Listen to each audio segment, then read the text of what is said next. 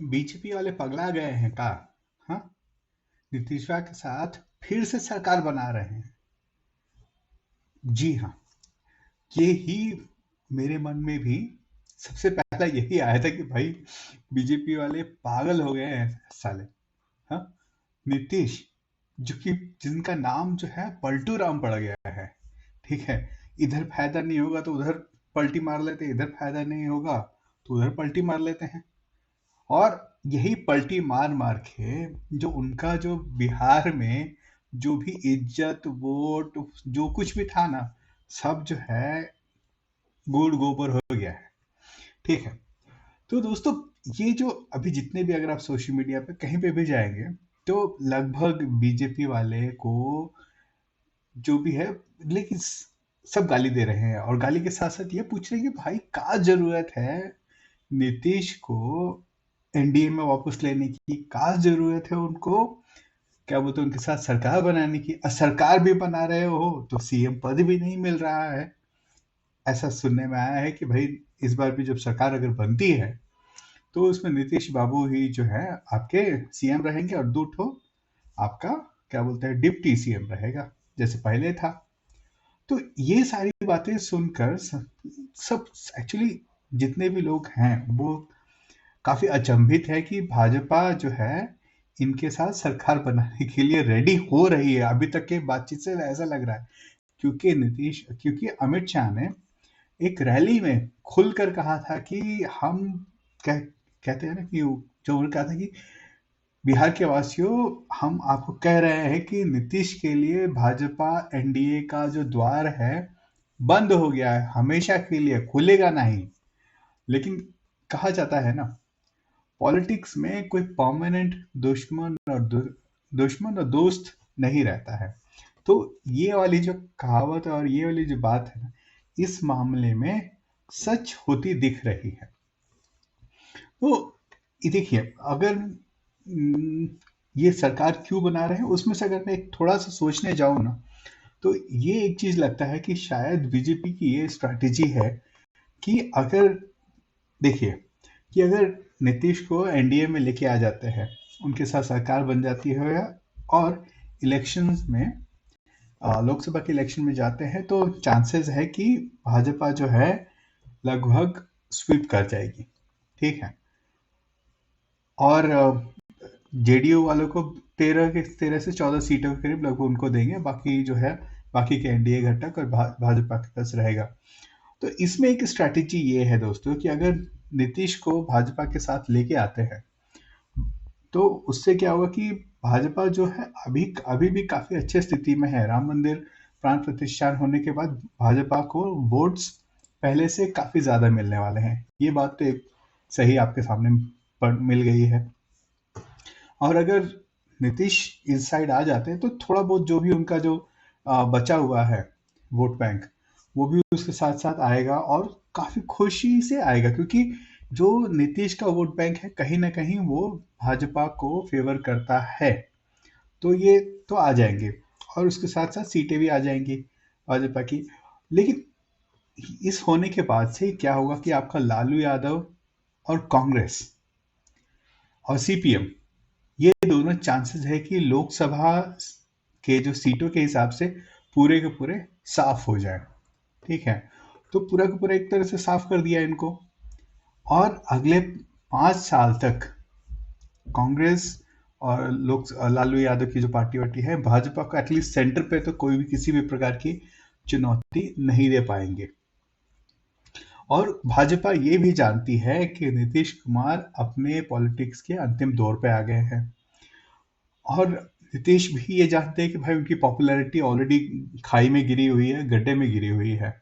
ठीक है, तो नीतीश भी कहीं ना कहीं शायद ये चाहते होंगे कि भाई सीएम बन के और मैं उसके बाद में इस्तीफा दे दूं, चाहे धीरे धीरे अपने पॉलिटिक्स से रिजाइन कर दूं या फिर कट लूं धीरे से, तो इज्जत के साथ वो भी जो है कट लेंगे।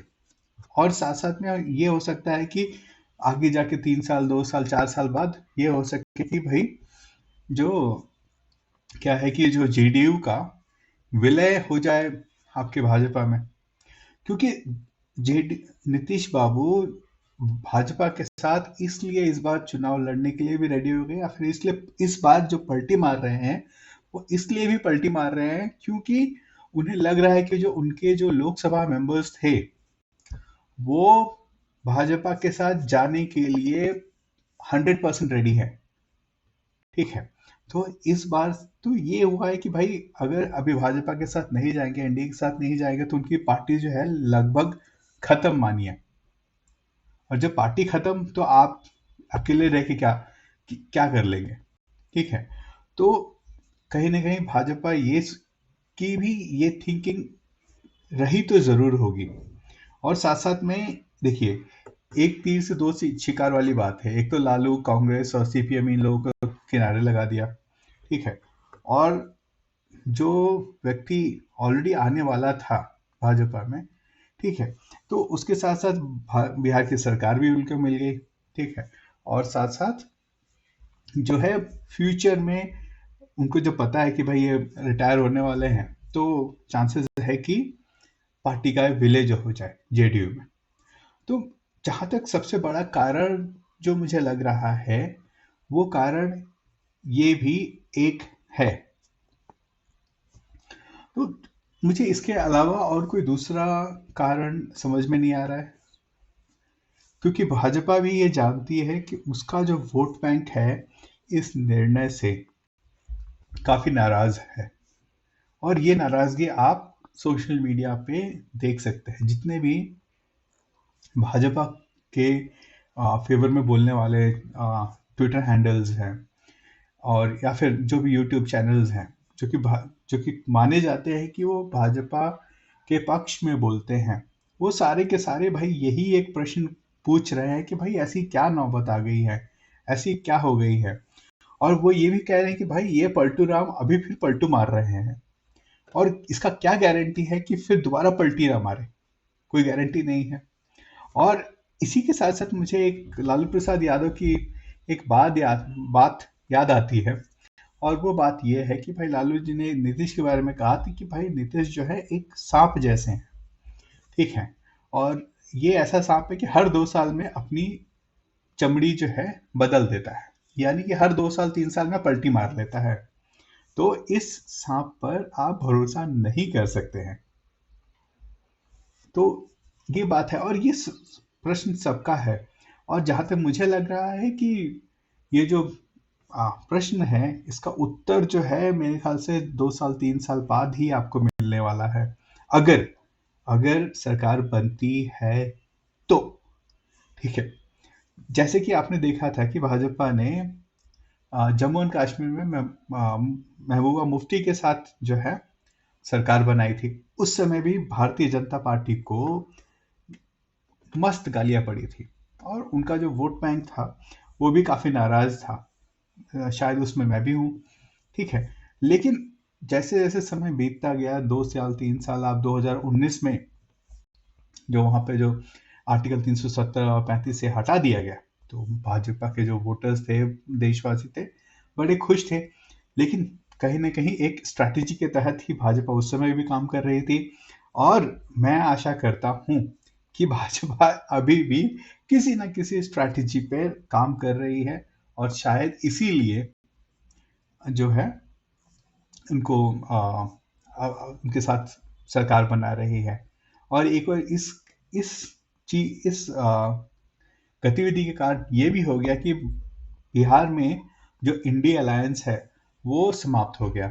वैसे ही आपने देखा होगा कि बंगाल में ममता बनर्जी भाई उनकी रैली, कांग्रेस की जो रैली है, उनको परमिशन नहीं दे रही है। बोल रहे कि भाई एग्जाम है और इसके वजह से हम आपको परमिशन नहीं दे सकते।